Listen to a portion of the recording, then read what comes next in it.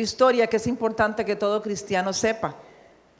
La pastora estuvo mencionando algo ayer y yo sentí del Señor continuar con esa enseñanza que ella dio, y voy a estar mencionando cosas que ella mencionó y voy a aportar algunas otras cosas más. Lo voy a hacer lo más rápido porque esto es un seminario de muchas horas, pero para poder compartir la palabra que Dios me dio es necesario que ustedes se ubiquen en esa historia. Hay dos preguntas que yo le hago a toda persona que llega a nuestra oficina en consejería. Y así como el médico pregunta a sus pacientes algunas cosas, es prudente que nosotros, cuando tenemos a una persona al frente, hagamos un diagnóstico espiritual. Y yo utilizo dos preguntas. La primera pregunta que yo lanzo es: ¿quién cree usted que es el Dios de este mundo? Y me encuentro que aún cristianos contestan que el Dios de este mundo es Dios. Y la otra pregunta que yo formulo es que si todos somos hijos de Dios. Y aún cristianos aseveran que todos somos hijos de Dios. Pero la Biblia no contesta de esa manera.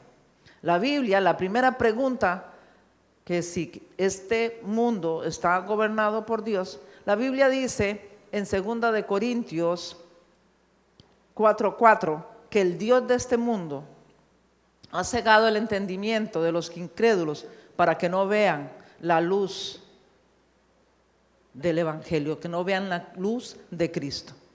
También dice la palabra de Dios muy claramente que es importante que nosotros entendamos que el príncipe de este mundo, por boca del mismo Jesús, en el Evangelio de San Juan, capítulo 14, al final, el mismo Jesús le dice a sus discípulos: vayámonos de aquí, porque ha venido el príncipe de este siglo. El mismo Jesús declara que el príncipe de este mundo es Satanás. ¿Y cómo llegó a ser el príncipe de este mundo? ¿Cómo llegó a ser el Dios del cosmos? Tenemos que entender que Dios es el Dios de toda la creación. La creación le pertenece al Señor. De eso tenemos que estar completamente claros. Pero el sistema, los sistemas le fueron entregados a Satanás a raíz de la desobediencia. Todo lo que es lo económico, lo social, lo moral, por eso vemos la moral por el suelo. Por eso vemos poca equidad en cuanto a la economía. Unos tienen mucho, no saben ni qué hacer con eso, y otros tienen muy poco, incluso muchos están muriendo de hambre.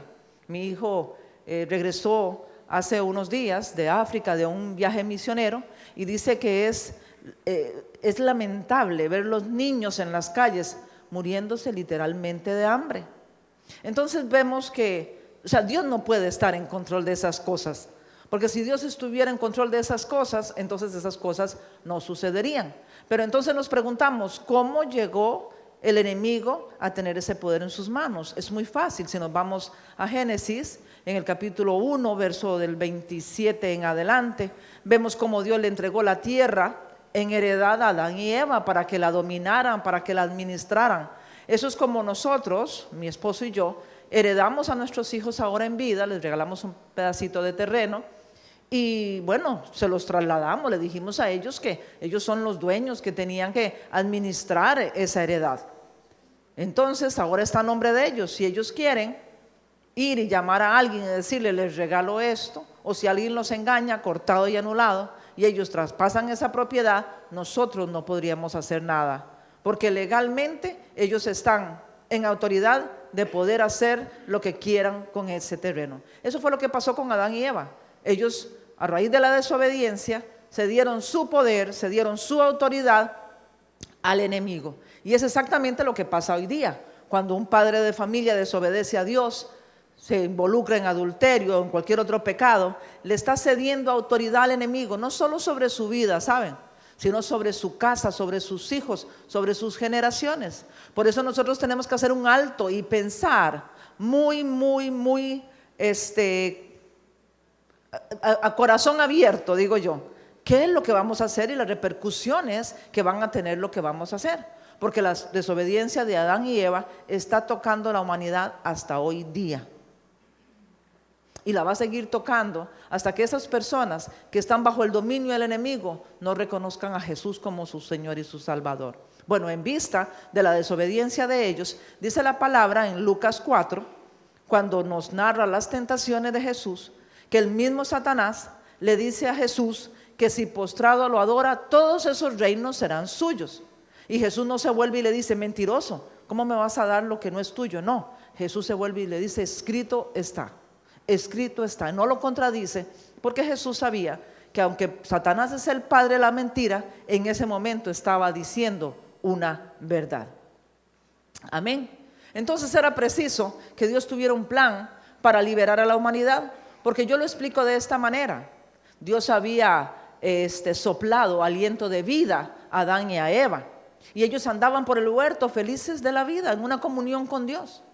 Pero Dios era su aliento constante, y Dios tiene que hacer nuestro aliento constante. Cada día, cada momento, Dios tiene que ser nuestro aliento constante. Dios era el aliento constante de Adán y Eva, pero resultó que ellos se apartaron de Dios, se apartaron del aliento constante. Entonces yo lo explico de esta manera: cuando Dios se apartó de ellos por su pecado, entonces apareció el enemigo y le dijo: no se preocupen, yo les voy a dar aliento. Y les puso, en vez de un aliento de vida, les puso como un tanque de oxígeno en la espalda, con la dificultad que cada vez que él quiere, que el enemigo quiere, viene y nos maja la manguera y nos quita el aire. Y por eso es que cuando no tenemos a Jesús en nuestro corazón, andábamos en un puro suspirar, y no sabemos ni qué hacer, no sabemos ni para dónde agarrar. A veces sentimos que la vida se nos va, y es porque el enemigo está jugando con nuestras vidas, porque estamos muertos en delitos y pecados, dice Efesios 2, del 1 en adelante. Entonces, cuando nosotros entendemos que era preciso que Jesús viniera al mundo, ¿por qué era preciso que Jesús viniera al mundo? Porque dice la palabra de Dios que a partir de la desobediencia de Adán y Eva, todos los seres humanos nacieron bajo la maldición del pecado. Si ustedes van al capítulo 5 de Génesis, verso 1, ahí vemos muy claramente cómo la Biblia dice que Adán fue hecho a imagen y semejanza de Dios, pero los hijos de Adán nacieron de acuerdo a la semejanza de Adán. ¿Y cómo era Adán en ese momento? Estaba muerto en delitos y pecados. Entonces todas las generaciones nacían en delitos y pecados. El enemigo tenía un derecho sobre ellos. Era preciso que Jesús viniera a través de la Virgen María y que fuera concebido por el Espíritu Santo, que no hubiera intervención de hombre, porque si hubiera habido intervención de hombre, entonces en Jesús también el enemigo hubiera tenido un derecho. Qué Dios más inteligente el de nosotros, qué Dios más sabio el de nosotros. Por eso Jesús se pudo parar y decir: Satanás no tiene nada conmigo ni en mí. Se estaba refiriendo que no había pecado en él, que no había derecho, porque él no era simiente de hombre, él es simiente del Dios mismo. Amén. Entonces Satanás no tenía derecho a tocarlo. Cuando lo tocó, incumplió con los requerimientos que él tenía que cumplir, y por eso Jesús pudo resucitar al tercer día y hoy estar sentado a la derecha del Padre para bendición de todos nosotros. Amén. Aleluya. Tanto hablar. Es importante que, gracias, es importante que entendamos que Jesús no vino, no fue un capricho de Dios que viniera a través de la Virgen María. Tenía que hacer así para que no hubiera en él ningún residuo del pecado, ningún residuo de derecho del enemigo en nuestras vidas. Y entonces vemos cómo el hombre y la mujer cayeron de la condición en que Dios los tenía, y así van a permanecer hasta que se vuelvan a Jesús. Hasta que nos volvamos a Jesús, entonces sucede una transformación en nuestra vida. Nacemos de nuevo. Por eso la Biblia lo dice muy claro. Jesús se lo dijo a Nicodemo: es preciso nacer de nuevo. A veces yo le digo a la gente que es preciso nacer de nuevo, que es preciso volverse a Cristo, no por lo que nosotros hayamos hecho, ¿saben? En Costa Rica, hace muchos años, cuando yo no conocía del Señor, uno iba a esperar el autobús y a veces en los parques había personas predicando, y la manera en que predicaban era tratando a las personas: adúlteros, pecadores, vuélvanse a Cristo. Nosotros no tenemos que volvernos a Cristo solo porque hemos fallado. Tenemos que volvernos a Cristo porque hay una simiente de pecado en el ser humano. Hay una separación que provocó a Adán y Eva. Por eso aún la Madre Teresa de Calcuta tuvo que haberse vuelto a Cristo, porque no es por buenas obras, no es por lo que nosotros hagamos, es por lo que hizo Adán y Eva que el ser humano está destituido de la gracia de Dios. Por eso cuando una persona dice: bueno, no, es que yo no me vuelvo a Jesús, yo no necesito a Cristo, yo no he matado, yo no he robado. Ok, usted no ha matado, usted no ha robado, pero sabe una cosa, usted es hijo de Adán y Eva, y ellos fueron destituidos, y usted tiene que volver a Dios. Amén. ¿Estamos claros en eso? Cuando una persona se vuelve a Cristo, entonces yo digo que el Señor le quita el tanque de oxígeno que le puso el enemigo y vuelve a soplar vida en él. ¿En cuántos aquí ha soplado vida nuevamente el Señor?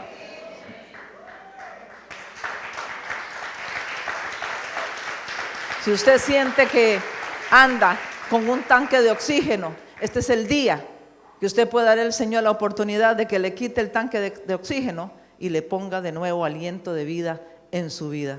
Y todo lo que tiene que hacer es reconocer que Jesús es su Señor. Y si hay alguien aquí, voy a tomar este momento, si hay alguien aquí que nunca ha declarado a Jesús como su Señor y su Salvador, yo no le voy a pedir que levante la mano. A mí nadie me pidió que levantara la mano cuando yo estaba esa noche ahí oyendo esa oración y la hice. Yo simple y sencillamente reconocí que yo necesitaba al Señor. Así que vamos a inclinar nuestros rostros y vamos a hacer esta oración. Y si usted está aquí porque le invitaron, porque se dio cuenta que yo venía y de alguna forma me ha visto a través de enlace o algo, pero usted dice: yo necesito al Señor, nada más incline su cabeza, cierren sus ojos, vamos a apoyar a los que puedan estar aquí en medio de nosotros. Incline su cabeza, cierre sus ojos y vamos a repetir, aunque ya hayamos hecho esta oración otras veces, vamos a repetir esta oración para apoyar a los que nunca la han hecho y no se sientan solos en medio de nosotros. Amén. Yo quiero que repitan conmigo: Dios, yo sé que he fallado, que he pecado contra ti y contra el cielo, pero yo te pido perdón. Yo reconozco que Jesús murió en la cruz por mí para salvarme. Ahora mismo yo renuncio a toda herencia que yo venga arrastrando de mis antepasados, a toda herencia de maldición. Yo corto con toda cadena que venga arrastrando de maldición de mis antepasados. Ahora mismo yo reconozco que Jesús es mi único Salvador. Padre, yo te pido el Espíritu Santo para que me guíe a toda verdad. Ahora yo declaro que yo soy un hijo, que yo soy una hija de Dios. Gracias, Señor, por haber escrito mi nombre en el libro de la vida. Gracias, papá. Amén y amén. Voy a orar por aquellos que hoy han recibido al Señor. Si usted está aquí y recibió por primera vez al Señor, dígaselo a la pastora, dígaselo a una líder. Hay cosas que usted tiene que saber para poder seguir en este camino del Señor. Padre, yo oro, mi Dios, si hay alguien aquí en medio de nosotros que ha recibido a tu Hijo como su Señor y su Salvador, yo lo cubro con la sangre de Cristo. Yo declaro que no va a volver atrás. Yo declaro que el enemigo se tiene que quitar de su vida y que esta persona empieza un nuevo caminar a partir de hoy en el nombre de Cristo Jesús. Amén y amén. Amén. Aleluya. Bueno, ahora todos sin tanque de oxígeno vamos a entrar a 2 de Samuel, entendiendo que Dios nos está llamando a su mesa, que Dios quiere que nosotros nos sentemos en la mesa como los hijos y las hijas de Dios que nosotros somos. No tenemos por qué conformarnos con las migajas que el diablo quiere darnos, cuando el Señor tiene un banquete para nosotros. La Biblia, ahí en 2 de Samuel, en el verso 4, capítulo 4, verso 4, dice de esta manera, nos narra la historia del hijo de Jonatán. Dice, por otra parte, Jonatán, hijo de Saúl, tenía un hijo de 5 años llamado Mefiboset, que estaba tullido. Resulta que cuando de Jezreel llegó la noticia de la muerte de Saúl, y Jonatán, su nodriza, lo cargó para huir, pero con el apuro se le cayó y por eso quedó cojo, dice la palabra de Dios. Yo me puedo identificar con Mefiboset porque de alguna manera yo me caí de los brazos del plan de Dios y me lisié. Y es que hay circunstancias en la vida que vinieron a quitarnos del propósito de Dios y que camináramos en la vida lisiados, que camináramos en la vida como Dios no había planeado que nosotros camináramos. Dios no está improvisando, escuchen esto. Él lo tiene todo planeado para nosotros. Todo está debidamente orquestado por Dios. El reloj de Dios está marcando nuestros tiempos, así como marcó el tiempo de Mefiboset. Mefiboset es figura de nosotros. Mefiboset es figura de nosotros los gentiles, que no estábamos sentados en la mesa, pero que fuimos llamados a sentarnos en la mesa del Señor. Que no estábamos en el plan original de Dios, que no éramos el hombre y la mujer que Dios había planeado, pero Dios nos mandó a llamar. Es importante que veamos en Isaías 46:10 una gran verdad que todo hijo de Dios debe saber.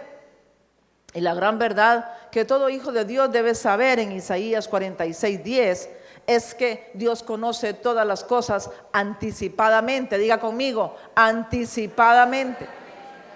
Dice, yo anuncio el fin desde el principio, desde los tiempos antiguos, lo que está por venir. Yo digo, mi propósito se cumplirá y haré todo lo que deseo, dice la palabra de Dios. Y más adelante dice, en la segunda parte del verso 11, sigue diciendo, lo que he dicho haré que se cumpla, lo que he planeado lo realizaré. Lo que Dios ha planeado para su vida, lo que Dios ha planeado para su familia, lo que Dios ha planeado para sus hijos, lo que Dios ha planeado para su esposo, mujer de Dios, lo que Dios ha planeado para su esposa, hombre de Dios, se cumplirá, dice la palabra de Dios. Él conoce el fin desde el principio. Él no está improvisando. Amén. Debemos tener convicción de que en sus manos están nuestros tiempos. Nosotros no debemos ser de las personas que estamos atolondradas, que estamos preocupadas, que estamos angustiadas por lo que dicen las noticias. Nosotros debemos guiarnos por las noticias del reino, y las noticias del reino dicen que todo está bien. Las noticias del reino dicen que nosotros no vamos a tener falta de nada. Amén. Así que entonces, sabiendo esa gran verdad, continuamos entendiendo que no importa cuánto tiempo haya transcurrido, escuchen esto, lo que Dios ha dicho, Él lo hará. Solamente tenemos que esperar y confiar en Él y depositarnos en Él. No importa tu condición, Él te está buscando. A veces le fallamos al Señor. ¿Quiénes aquí nunca le fallan al Señor? Todos le fallamos a Dios, pastora. Todos le fallamos a Dios, Cari, de una u otra manera, con el pensamiento, con nuestras actitudes, con lo que cargamos en nuestro corazón. Le fallamos al Señor, pero Él no nos quiere desechar. Él ha provisto un camino de arrepentimiento para nosotros, para que nosotros podamos acercarnos a Él todos los días de nuestra vida. Nosotros no podemos decir, como en el caso mío, yo recibí al Señor hace 23 años y ese día me entregué al Señor y punto. Ese día me arrepentí y punto. No, nosotros debemos vivir vidas de arrepentimiento, vidas de búsqueda del Señor, todos los días de nuestra vida, reconociendo que Él lo dice en su palabra, tenemos buenas intenciones, pero esta carne es débil. El que cree poder hacer las cosas apartados de Dios va a fallarle a Dios. El que cree que lo puede lograr en sus propias fuerzas va a ser una persona débil. Pero cuando nosotros nos declaramos débiles delante del Señor y le buscamos para que su fortaleza venga a levantarnos, entonces vamos a ser personas que podemos caminar todos los días a cara descubierta, sabiendo que si Dios viene o nos manda a llamar, nos vamos a ir con Él. Amén. Y bueno, es importante que veamos ahí en 2 Samuel, pero ya no en el capítulo 4, sino en el capítulo 9, la historia de Mefiboset, y que nos identifiquemos con esta historia. Dice la palabra de Dios que es importante poner oídos atentos a lo que Dios dice. Así que estemos atentos esta mañana para escuchar lo que Dios nos quiere hablar. En el capítulo 9 de 2 Samuel, verso 1, dice la palabra de Dios que pasados unos años después de esta historia que nos narró el capítulo 4, verso 4, dice: el rey David averiguó si había alguien de la familia de Saúl a quien pudiera beneficiar en memoria de Jonatán. Yo extraigo de este verso que el tiempo transcurrió, ¿saben? Pero el poder del pacto no caducó. Porque lo que se estaba activando ahí era el pacto que David había hecho con Jonatán, de bendecir su generación. Y entonces David empieza a buscar si hay alguien de la familia de Saúl a quien bendecir. Y en el verso 2 dice la palabra de Dios: y como la familia de Saúl había tenido un administrador que se llamaba Siba, mandaron a llamarlo. Cuando Siba se presentó ante David, éste le preguntó: ¿tú eres Siba? A las órdenes de su majestad, respondió. ¿No queda nadie de la familia de Saúl a quien yo pueda beneficiar en el nombre de Dios?, volvió a preguntar el rey. Sí, su majestad. Todavía le queda a Jonatán un hijo que está tullido de ambos pies, le respondió Siba. ¿Y dónde está? En Lodebar. Vive en casa de Maquir, hijo de Amiel. Me detengo aquí. Lodebar tiene un gran significado. Lodebar significa desierto. Él estaba viviendo en el desierto, tullido. Estaba viviendo apartado del plan que Dios tenía para él, porque él era nieto del rey. Él era un príncipe en la casa, pero no estaba viviendo como príncipe. Dios ha decidido que cada uno de nosotros vivamos en palacio, pero el enemigo, las circunstancias, las situaciones muchas veces nos tienen viviendo en Lodebar, y tenemos que volver a palacio. Tenemos que vernos sentados en palacio. No podemos conformarnos con las migajas que el enemigo quiere darnos. Es importante que entendamos que no importa lo que nosotros estemos viendo, como le ministraba yo a las mujeres, con nuestros ojos. Nosotros tenemos que querer lo que Dios ha planeado para nosotros. Amén. ¿Cuántos dicen amén aquí? Amén. Quizá las circunstancias han cambiado nuestra vida, nuestro camino, pero el Rey nos está llamando a la mesa. Quizá tu matrimonio, tus hijos, tus finanzas, tu vida, las estás viendo tullidas en este momento, pero Dios quiere restaurar todas las áreas de nuestra vida. Dios nos está llamando a la mesa y nosotros tenemos que responder. La historia no termina ahí, y tu historia no termina con la situación y la circunstancia que estás viviendo. Hay mucho más por delante. Vuelves al que tiene al lado y dígale: Dios tiene mucho más para ti.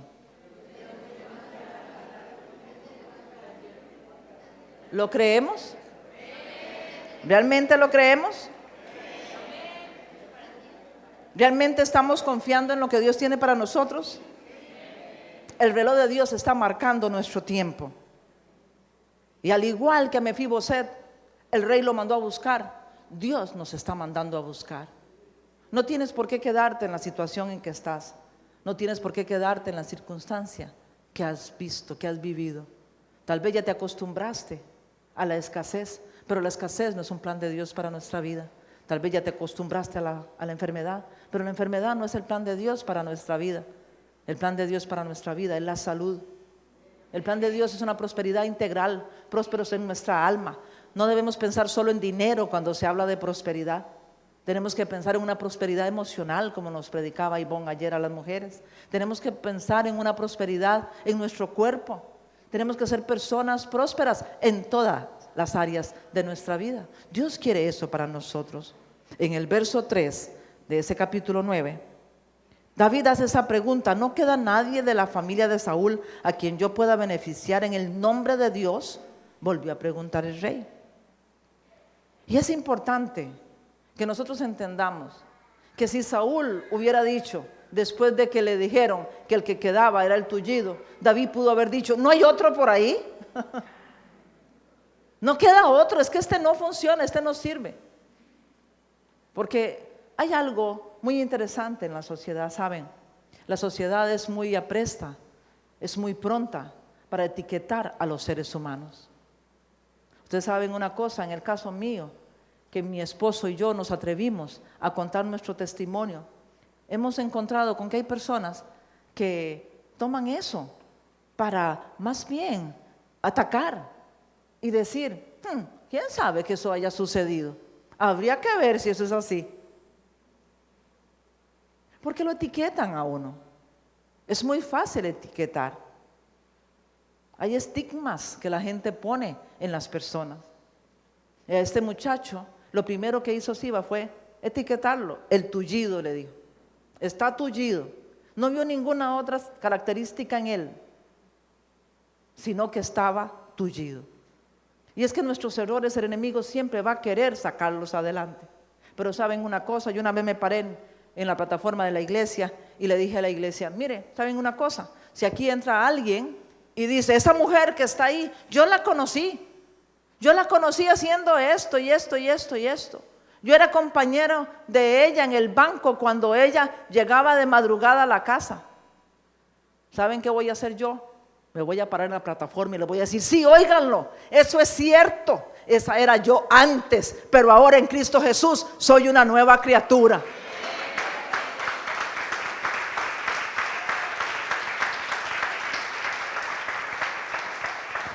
Porque lo que el enemigo quiso hacer en nuestras vidas se vuelve un arma poderosa en nuestras manos cuando nosotros realmente nos hemos vuelto al Señor.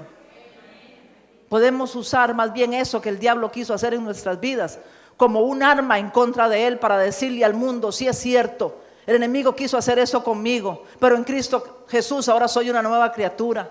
Sí se puede en el Señor, sí se puede restaurar las familias, hombres y mujeres de Dios. Sí podemos esperar en el Señor para ver su gloria en nuestros hijos. Sí podemos, no importa lo que hayamos sido, en el Señor somos otra cosa. Somos la esperanza del mundo.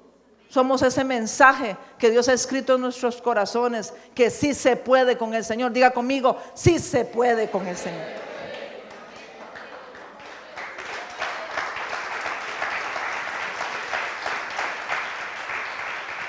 Mefiboset no tenía ni casa, vivía en la casa de otro, vivía en un lugar desértico, viviendo posiblemente de la caridad. Pero en el verso 5 leemos cómo dice la palabra: entonces el rey David mandó a buscarlo a casa de Maquir, hijo de Aniel, en Lodebar. A David no le importó la condición en que estaba. Él pudo reconocer el principado en este muchacho. Y es lo que sucede con el Señor.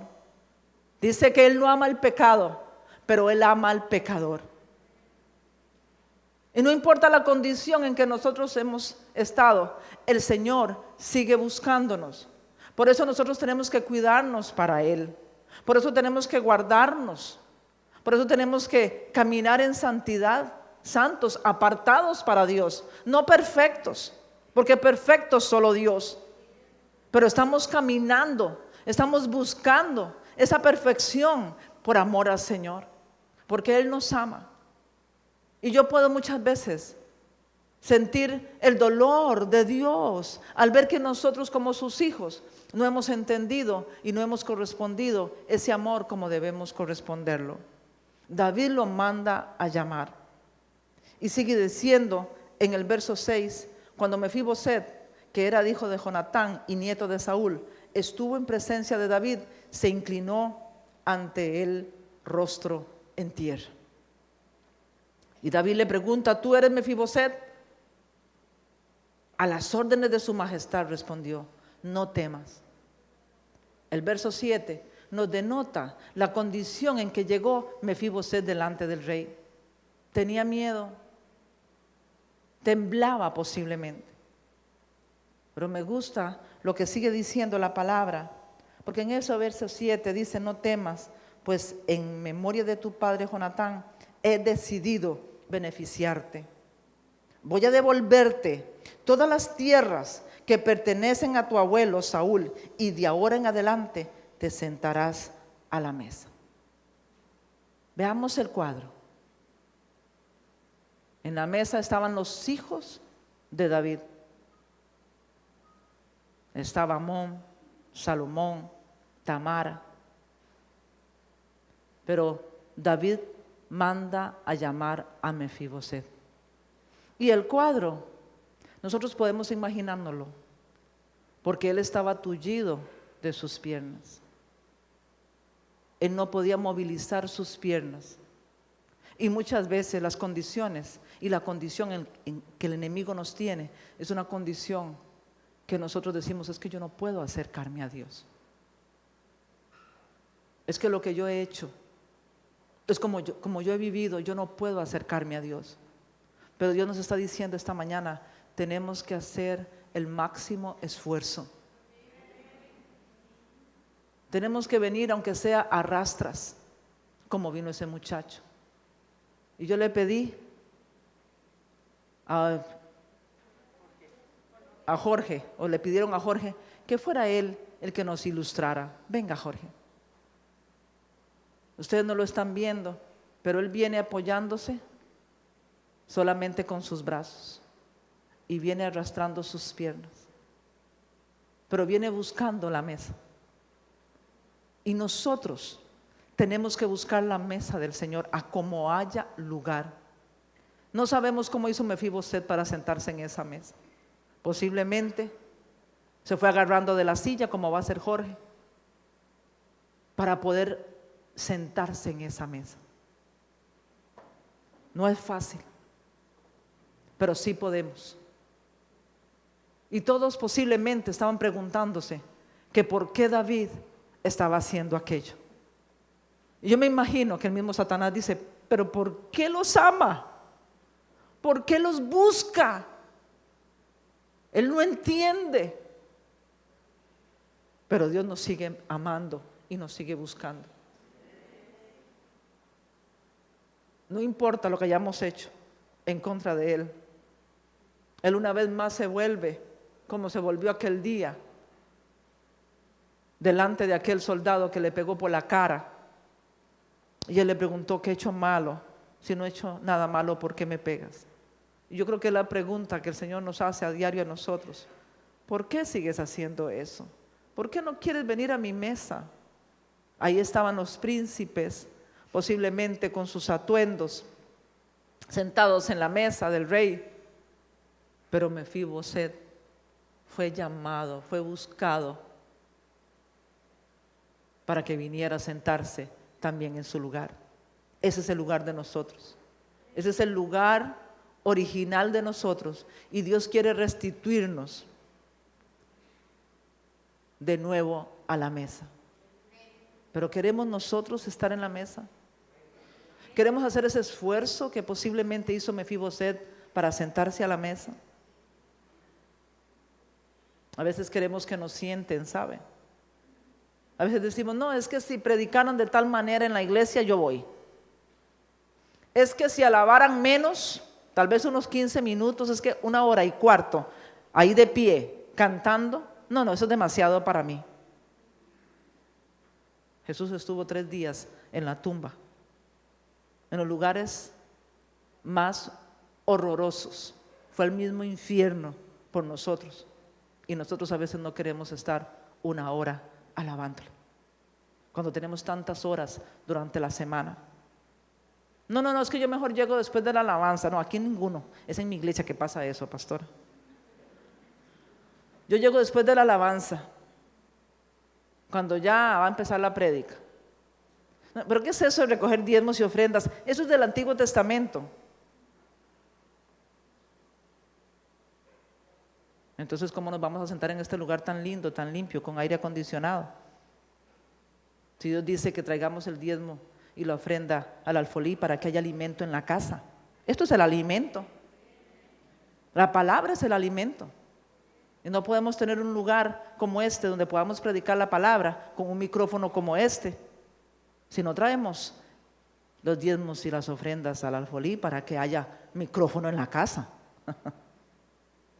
para que haya corriente en la casa, para que haya aire, para que haya sillas. Pero a veces no queremos hacer ese esfuerzo. Mefibosé lo hizo y obtuvo la recompensa. Y si nosotros lo hacemos, vamos a tener la recompensa del reino. Porque somos gente del reino. No somos gente de desierto. En el desierto se comen ratas y alacranes y culebras. Y nosotros no nacimos para eso. Nacimos para comer banquetes en la casa, en la mesa del rey. Amén. Amén. ¿Están ustedes listos para que Dios los siente a la mesa? ¿Están dispuestos a hacer ustedes todos los esfuerzos que tengan que hacer para decir no a lo que el diablo quiere y decir sí a lo que Dios quiere para ustedes? Pónganse de pie.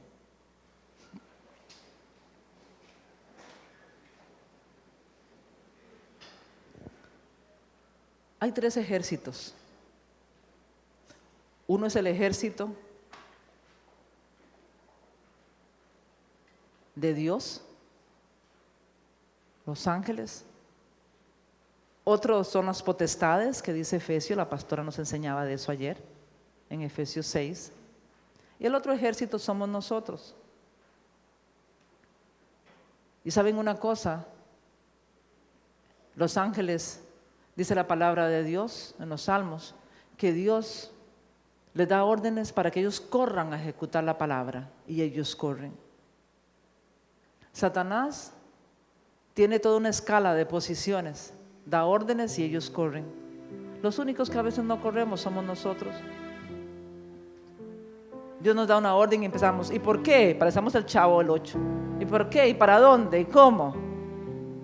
¿Y cuándo? ¿Y por qué yo? ¿Y por qué ahora? ¿Y por qué yo sí? ¿Y por qué solo yo? Y Dios no quiere eso para nuestras vidas. Él quiere que nosotros seamos un ejército que le decimos al Señor: sí, Señor, a la orden, Señor. Y mira, es que yo continúo predicando. Vamos a hacer un ejercicio, ¿saben? Cada vez que yo les diga ¿listos?, se van a poner de pie. Saluden y ustedes van a decir: a la orden, Señor. Tienen que estar listos, porque Dios habla en cualquier momento. David mandó a llamar a Mefiboset y él no se rehusó. Con todo y su condición, su miedo, su vergüenza quizá, él vino a rastras, pero vino.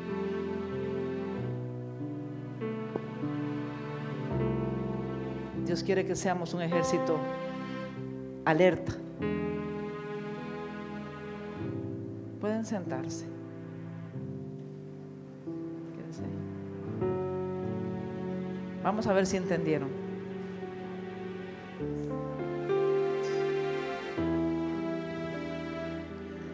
En el verso 7, David le dice: no temas, pues en memoria de tu padre Jonatán he decidido beneficiarte. Voy a devolverte todas las tierras que pertenecían a tu abuelo Saúl, y de ahora en adelante te sentarás a mi mesa. Aquí hay muchas promesas y nosotros tenemos que estar listos.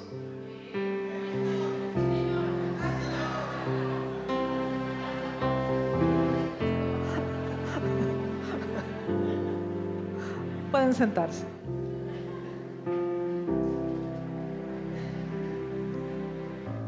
Nosotros debemos estar atentos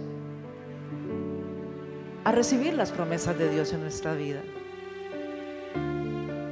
A veces se está predicando la palabra y el enemigo está viniendo a las mentes de las personas con argumentos como: ya yo eso lo leí, ya yo eso lo sé. Pero cuando nosotros estamos delante de la palabra, es como haber ido a la playa y habernos llenado todos de arena e ir al chorro, nosotros llamamos chorro, ustedes también, del baño, y ponernos ahí debajo de la ducha y dejar que esa ducha, esa agua, ese chorro nos limpie de toda la arena. Así es la palabra. Cuando nosotros nos exponemos a la palabra está limpiando,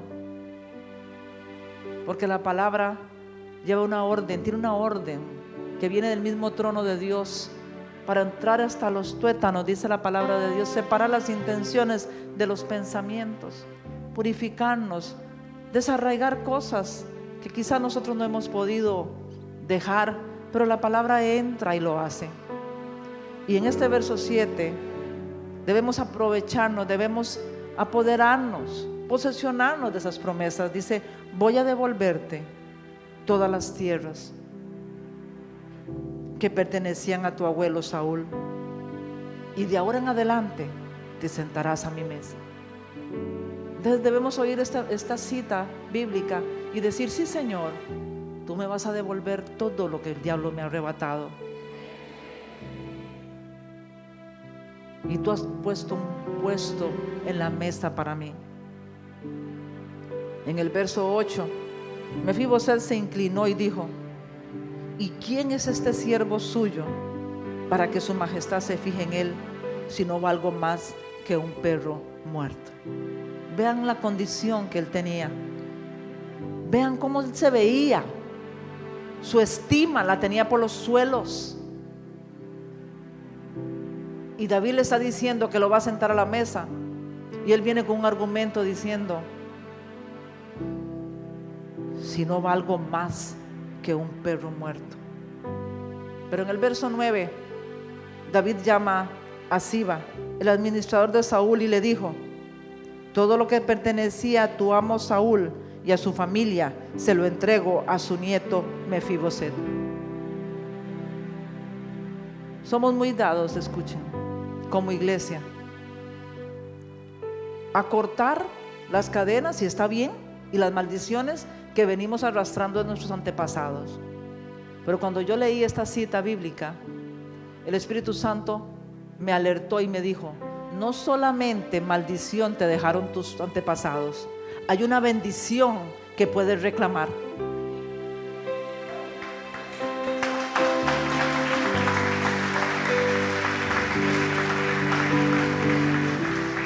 Y me acordé que mi mamá ya no está, ella partió hace como unos 24 años. Ella no podía saber que nadie llegaba a la puerta de su casa a pedir comida sin darle ella que comer. Ella siempre tenía comida, don Luis, para el necesitado. Y había gente que pasaba periódicamente a mi casa a tocar la puerta a pedirle, se llamaba igual a mí, y las personas llegaban y le decían: Teresita, es que tengo hambre, ¿tendrá usted un gallito? Así decimos allá, es un poquito de comida para mí. Y ella corría a la cocina y siempre tenía algo que darles. Y yo empecé a reclamar esa bendición para mí, porque la Biblia dice que el que le da al necesitado, le da a Dios. Y yo empecé a reclamar, yo decía: Señor, que nunca falte alimento en mi casa, que nunca falte alimento en la casa de mis hijos, que nunca falte alimento en la casa de mis generaciones. Yo reclamo esa bendición para mi vida. Y hay muchas bendiciones que nosotros podemos reclamar. No solo cortar las maldiciones, porque también tuve un abuelo alcohólico, entonces tuve que cortar esa maldición. Pero también me di cuenta que mis antepasados tuvieron muchas posesiones, y a veces con malos negocios de mi abuelo, con mala cabeza de él, perdió la herencia que nos pertenecía. Y nosotros hemos tenido que levantar herencia. para nuestras generaciones, cuando podíamos estar disfrutando de esa herencia, pero por mala cabeza de Él la perdimos. Entonces me he levantado a reclamar lo que es mío. Y me he levantado a decirle: Señor, si hubo malos negocios, si engañaron a mi abuelo, a justicia, y devuélveme lo que me pertenece. Entonces podemos hacer eso. Averígüese, ¿sabe? Averígüese quiénes eran sus abuelos, quiénes eran sus bisabuelos, cómo caminaban ellos, y averígüese para cortar lo que usted considere que es maldición que usted está cargando, pero averígüese para levantarse y reclamar las bendiciones. Amén. Porque Dios promete que va a devolvernos las bendiciones que pertenecían a nuestros antepasados. Aquí está en la palabra. Porque Él quiere ponernos en el plan original que Él tenía para cada uno de nosotros. Y por eso nosotros tenemos que estar listos.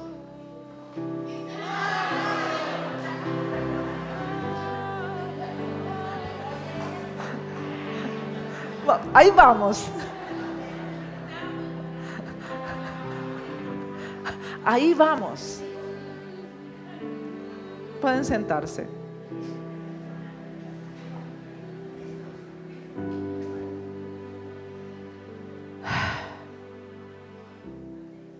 El verso 10 dice: te ordeno que cultives para él la tierra y guardes la cosecha para el sustento de su casa. No solo David estaba propiciando alimento para Mefiboset, sino estaba propiciando alimento para su casa. Esto me habla a mí de las generaciones de Mefiboset. Dios quiere proporcionar alimento para nosotros. Pero saben una cosa, ustedes tienen que pensar en este ministerio, no solo por ustedes. Ustedes tienen que pensar en este ministerio para esos niños que están creciendo. Y yo me he parado al frente de la congregación, de nuestra congregación, y he declarado, para que me oiga el cielo, la tierra y lo que está debajo de la tierra, que la Iglesia Internacional y Gran Rebaño prevalecerá aún después de que nosotros hayamos partido con el Señor. Que cuando los nietos y bisnietos de la gente que ha estado ahí como miembro de la iglesia sean unos adultos, van a tener Iglesia Internacional y Gran Rebaño a dónde llegar. Y es que a veces nosotros pensamos solo en nosotros y no pensamos en las generaciones que vienen. David estaba pensando en las generaciones que venían de Mefiboset y le dijo al administrador: ve y cultiva las tierras para que haya cosecha para Mefiboset y para su casa. Ya tenía casa. Cuando David lo mandó a buscar, no tenía casa. Y aquí ya la Biblia nos dice que tiene casa. No tenía alimento, y ahora no solamente va a tener alimento para él, sino para su casa. Dios quiere darnos a manos llenas. Por eso nosotros tenemos que estar listos para el Señor.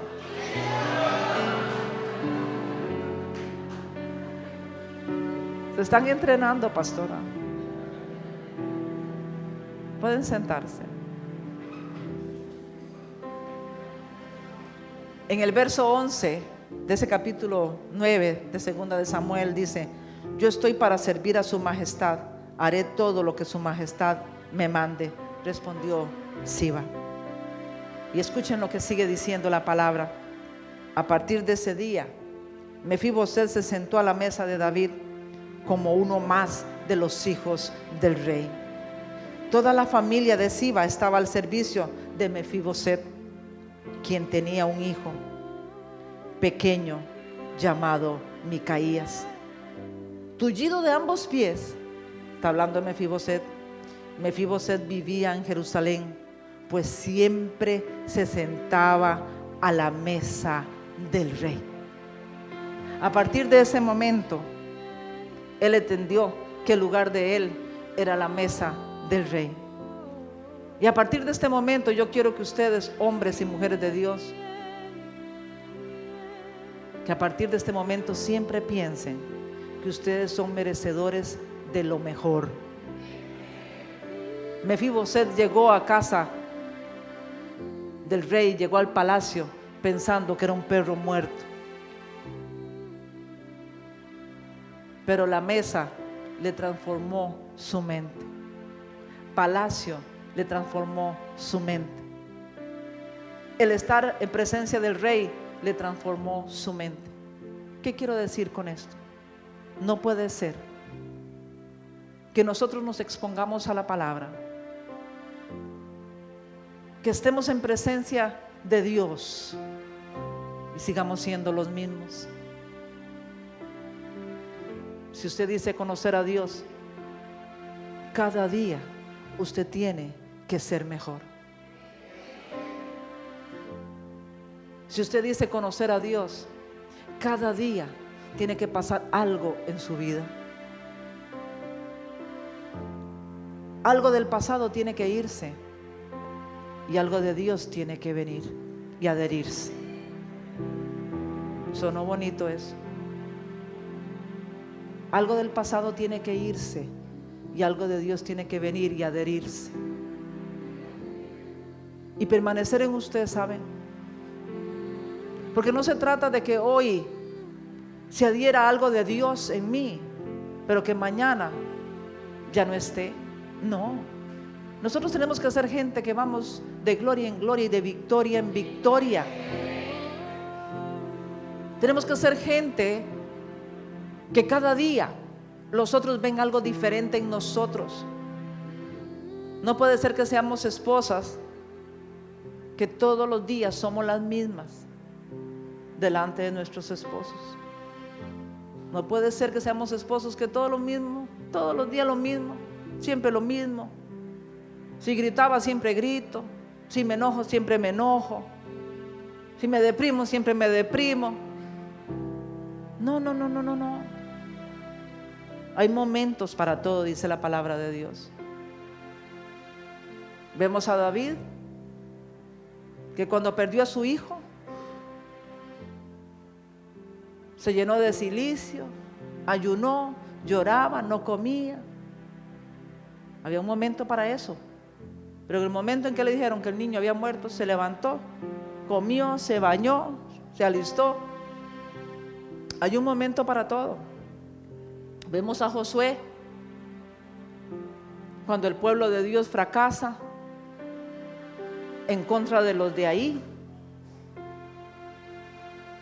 se pone a orar. Y cuando yo leí esa frase, yo dije, ¿pero qué es esto? Hasta que el Espíritu Santo me lo reveló, porque Dios se vuelve y le dice, ¿qué estás haciendo, Josué? Estaba orando. Pero de seguido el Señor le dice, capítulo 7 del libro de Josué, de seguido el Señor le dice, anatema hay en el campamento, levántate y saca el anatema. ¿Qué le está diciendo el Señor? Hay un tiempo para orar, hay un tiempo para actuar. A veces cuando es tiempo de actuar, es tiempo de renunciar de cosas, es tiempo de despegarnos de cosas, es tiempo de cambiar actitudes. Estamos orando y no, hay un tiempo para orar, pero hay un tiempo para actuar. Hay un tiempo para llorar, ¿saben? Se vale llorar en el Señor. Jesús lloró, es el versículo más corto. Pero no, la Biblia no nos manda a tener una vida de llanto, nos manda a tener una vida de gozo. Amén.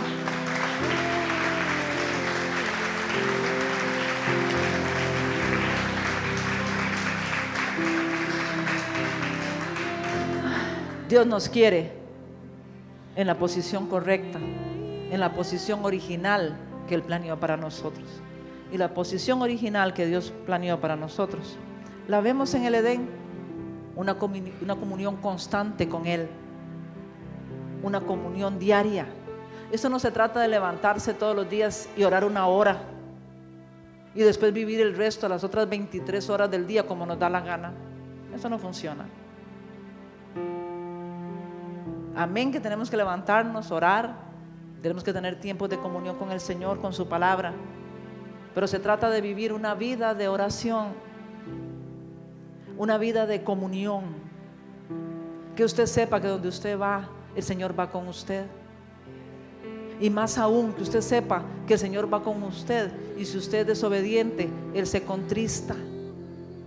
En una oportunidad yo estaba ministrando a una niña que cometió una falta, y ella me decía: pastora, es que lo que más me duele es que Dios me ha abandonado. Y yo, con lágrimas en los ojos, me volví y le dije: ojalá te hubiera abandonado en medio de lo que estabas haciendo, pero te tengo una noticia: Él no te abandonó. Él se quedó ahí y fue testigo de todo lo que hiciste. Y es que a veces no tenemos esa conciencia, ¿sabe? Tenemos que amarlo tanto que entendamos que no podemos hacerlo pasar por cosas que nosotros no queremos hacer pasar a un ser amado. Nosotros a veces, como cristianos, estamos en medio de personas que amamos y tenemos que retirarnos. A ustedes les ha pasado que a veces los invitan los familiares inconversos y tal vez a una celebración, y usted está en medio de la celebración y ya empiezan a suceder cosas que nosotros no podemos participar de eso, y entonces simple y sencillamente por amor los abrazamos, les decimos: bueno, ya tenemos que irnos, y nos vamos porque no soportamos estar ahí. ¿A alguien le ha pasado?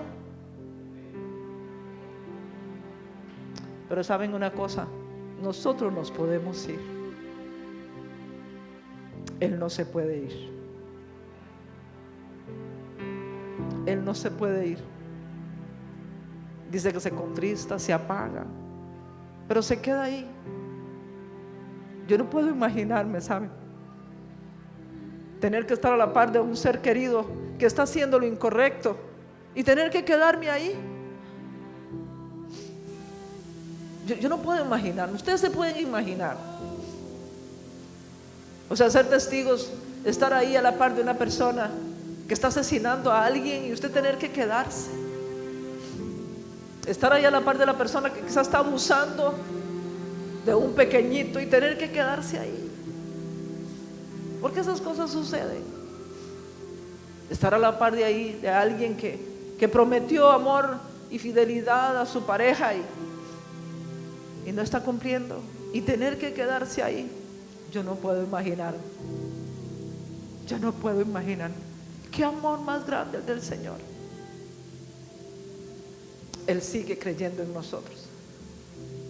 Él tiene esperanza de que nosotros entendamos su amor y su misericordia para con nosotros.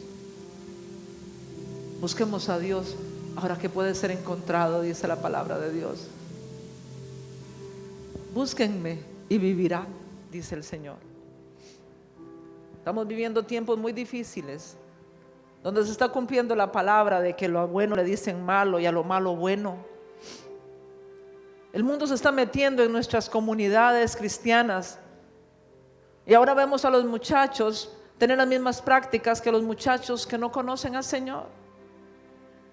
Estamos viendo embarazos dentro de las iglesias cristianas. Estamos viendo adulterios en medio de la iglesia cristiana. El mundo se está metiendo por debajo de las puertas de nuestras comunidades y no podemos permitirlo. ¿Y saben cuál es la vacuna? Comunión con Dios. Porque cuando uno tiene comunión con Dios y ha entendido su amor y está luchando por corresponderle, uno no puede hacerle nada que lo lastime. Yo no puedo hacerle nada que lastime a un ser que yo amo. Yo no puedo ver sufrir a Ivonne, porque yo la amo, es mi hija. Yo no puedo ver sufrir a mi yerno, a mis nietos, a mi esposo. Antier estaba haciendo mucho frío en el hotel y mandamos a pedir unas cobijas. Seguro los de recepción se rieron de nosotras. Dijeron: pidiendo cobijas en Cancún. Podríamos hacer un libro de eso. Y mandamos a pedir cobijas porque teníamos frío. No sé, estaba muy helada la habitación y no teníamos el aire puesto. Y yo me recosté donde ella. Le dije: Ivoncita, venga, calentémonos entre las dos. Y me acurruqué con ella ahí como cuando estaba bebé.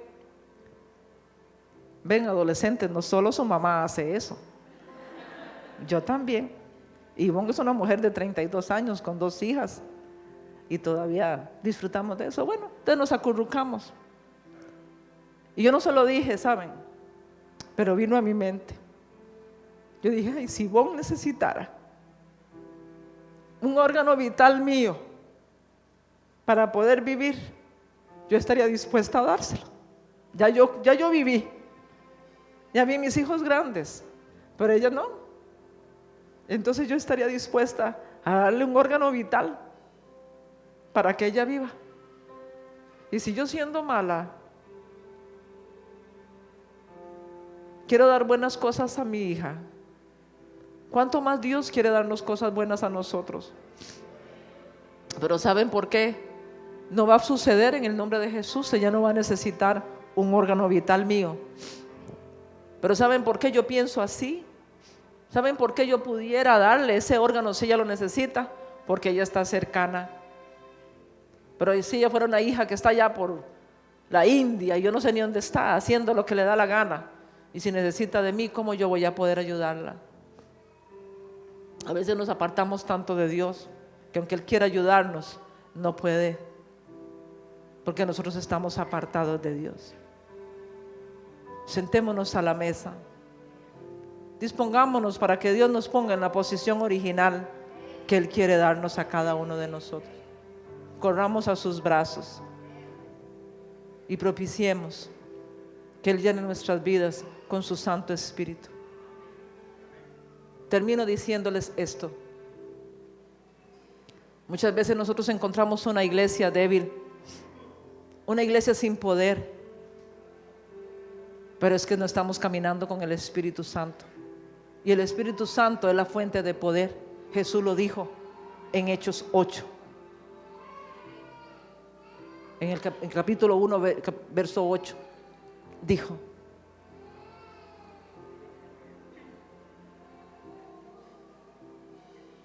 que lo esperaran ahí.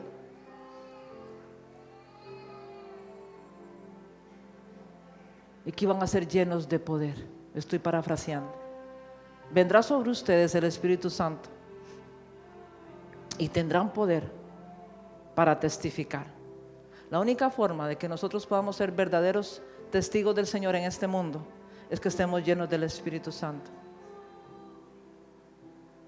Y si usted está aquí y usted nunca ha sido bautizado en el Espíritu Santo, esta mañana yo me voy a asegurar de que si usted quiere, el Espíritu Santo venga sobre su vida, porque no hay otra forma de ser fuertes, no hay otra forma de ser cristianos obedientes si no tenemos al Espíritu Santo de nuestro lado. Amén. Pongámonos de pie, escuchemos este canto que Ivonne nos va a ministrar.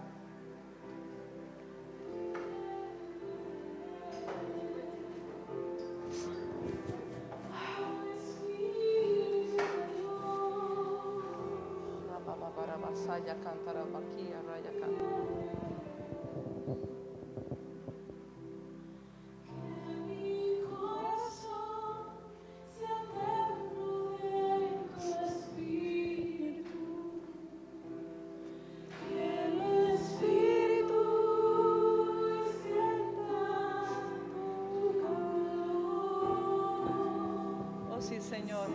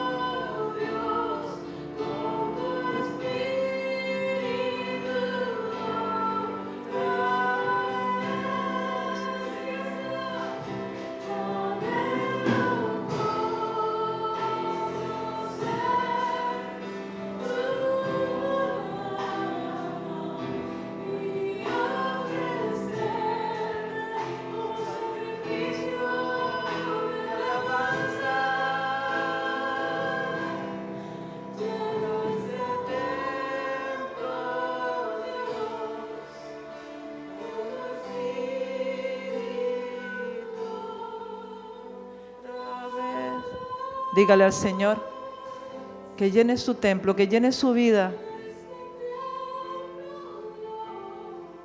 con el Espíritu Santo. Dígale al Señor esta mañana que aunque sea a rastras, pero que usted se va a sentar a la mesa del Señor. Que usted no quiere vivir más en Lodebar, que usted quiere vivir en palacio, que usted quiere estar siempre en la mesa del Señor. Que no importa qué, no importa qué hagan los demás. Si usted es una joven o un joven, usted siempre va a caminar hacia la mesa. Mefiboset, todos los días, a partir de ese día, se acercaba a la mesa